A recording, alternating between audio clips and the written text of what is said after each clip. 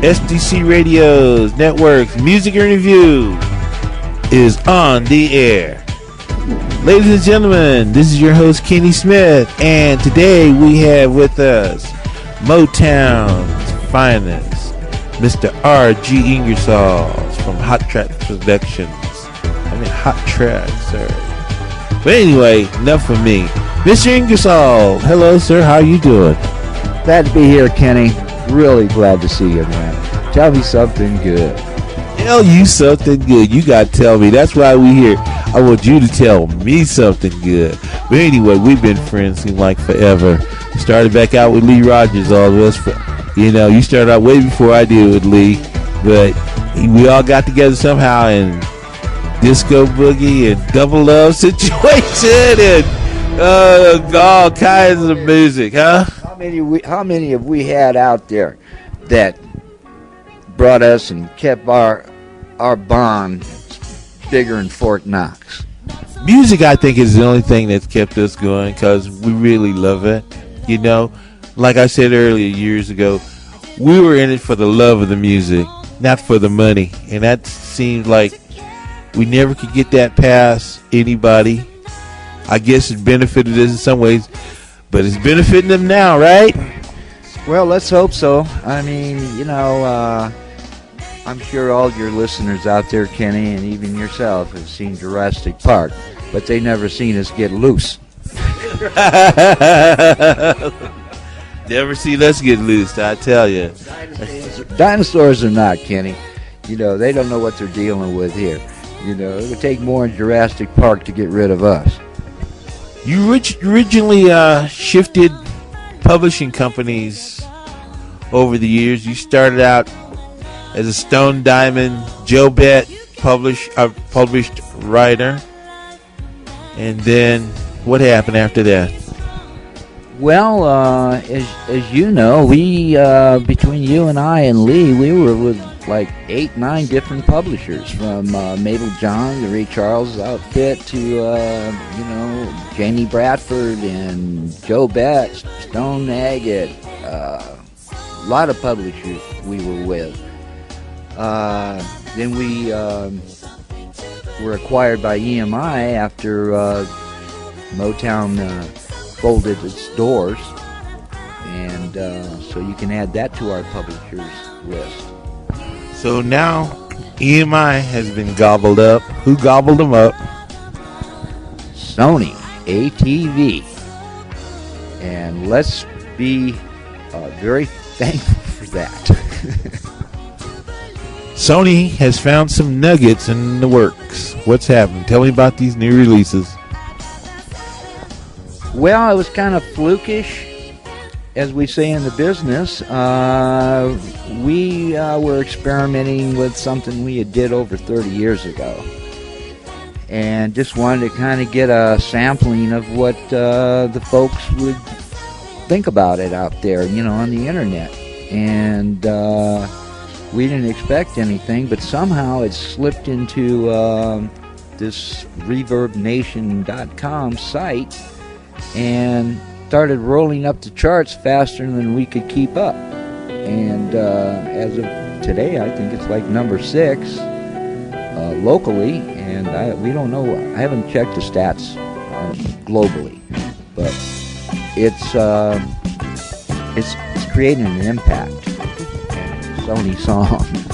Sony, who basically we've never had an opportunity to deal with Sony as a company, but we find their impact and catching up on paperwork has been incredible. Oh yeah, I mean, they're very responsive, Kenny. As you know yourself. I mean, they ask for that, you give it to them, and they're right back in your face with it. Hey, okay, great, you got this now. And we weren't getting that at EMI, and I can see why they went under. Because they were just like a big giant has been handcuffed and his feet's been tied. I do understand that. So anyway, Sony seems to be just all on top of this. But what happened is that what has happened to Sony is the same thing that happened with Beyonce. You have triggered a mass earthquake without them knowing it, and the response is overwhelming at corporate, you'd say? Well, that's what the rumors are. We'll know. As your listeners will find out shortly. We're going into the studio here in the next 72 hours to do the finishing touches on this song that we did 35 years ago that everybody said, nah, you're way ahead of your time. So we're going to go in and finish that, and then we're going to let Sony take a review of the chart there. And that's our plan. Submitting songs to major labels and major publishing houses. How do you do it? How's it done in today's world, even with the internet? Everything from what I'm getting from the Rumor Bureau is the amount of hits and the amount of downloads is dictating the signings and who's getting what out there at this point in time.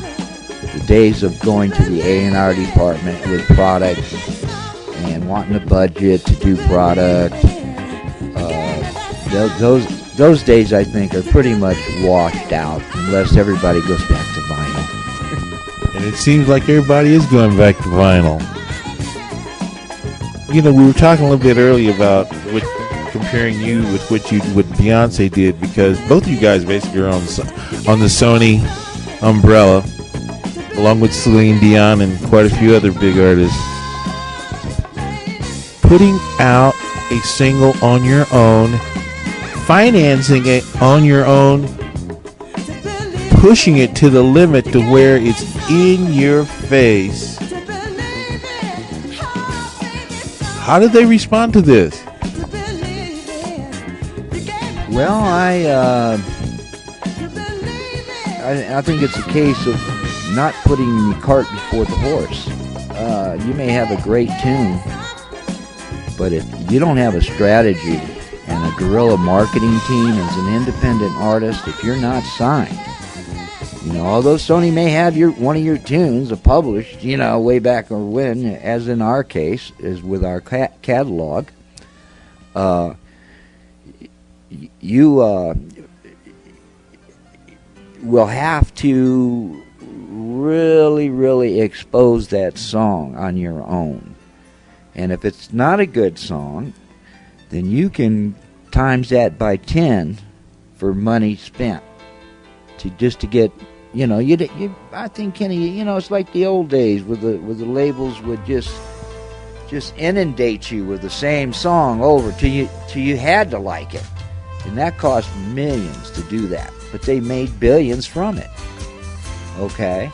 So, all right, to answer your question, if you got a great song, then you better have a great plan to get it to people to listen.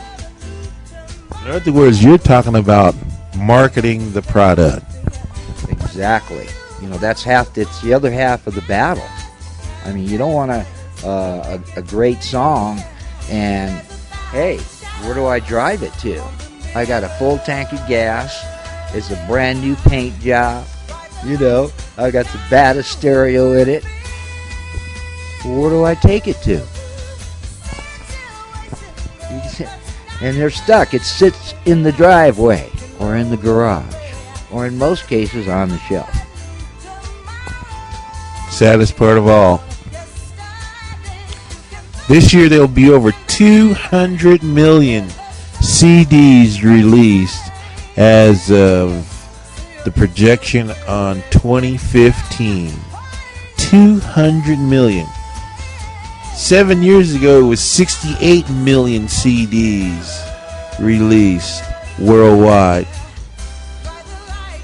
Last year, you had a song in the world top 100,000 songs or something. What was that? Yeah, that was Thousand Shadows. This song's been recorded 3 different times. It's got a rock version, it has a British pop version, and we just did the R&B version of it. And every single time, no matter what version it may be, it always has an impact and makes it its mark. It's still flying right now. People dream of having a hit record. As we know, is no such animal. You pay for a hit. But either way, you're like Kenny said, yeah, that's totally correct. You pay for a hit, either in your body, soul, and spirit. And most artists always figure that they cut that one song, and that's going to take them to paradise. Oh yeah, sure. And that's where the expression "a one-hit wonder" comes from. Because if they're lucky enough to do that, you'll never usually hear from them again. And it usually wrecks their lives, and that's the reason why. Isn't that sad? Success too quick has really destroyed a lot of good artists that were gold and platinum certified. Success too quick. A young girl out of Georgia or somewhere down there, Toledo, Ohio, walks into your life, cuts some amazing songs, amazing demos, has a huge contract, off a tour, walks out of the door, and she's never heard from again. Tell me. Well, we think it's probably the mystery of the entertainment business, as far as a reality conclusion that 22, 23, 4, maybe 25 years now, she's just totally disappeared from family, friends, off the register, gone. Her mother died twice. She didn't die twice, Kenny, but she might have felt like dying twice. Twice she tried to get the LAPD there. She went to LA looking for her daughter, and nobody could find her. They couldn't help her on 2 different occasions. She passed trying to find her daughter. Her father's in a rest home right now, hoping that he only has a few days left away, it seems. But he just wants to see his daughter one more time. The song Thousand Shadows, one of the many versions that you have by RG's All Night Funk Band, by the way, if anybody's listening. And you can Google that, RG's All Night Funk Band. And when you do, you get, 5, 10, 15 pages come up. All depends on what's engine. Am I right? It works out that way sometimes. But anyway, if you just tuned in, we're listening to R.G. Ingersoll, and he's producer at Hot Tracks Productions, and you're listening to KDTN Radio's Music in Review, a station of SDTN Radio Networks. And I'll tell you what, we're going to continue our show. I hope. Let me see if I can put this in pause. This has been your host, Kenny Smith. And as you can tell, our hour is almost up. Mr. Ingersoll was going to give us the name of the artist who has a song in Search for Her. And that'll be on our next show coming up, okay? But at this time, we're out of time. So you'll have to tune in for the mystery of the song that's looking for an artist. This has been a production of SDC Radio Networks, a division of SDC Omni Media Group.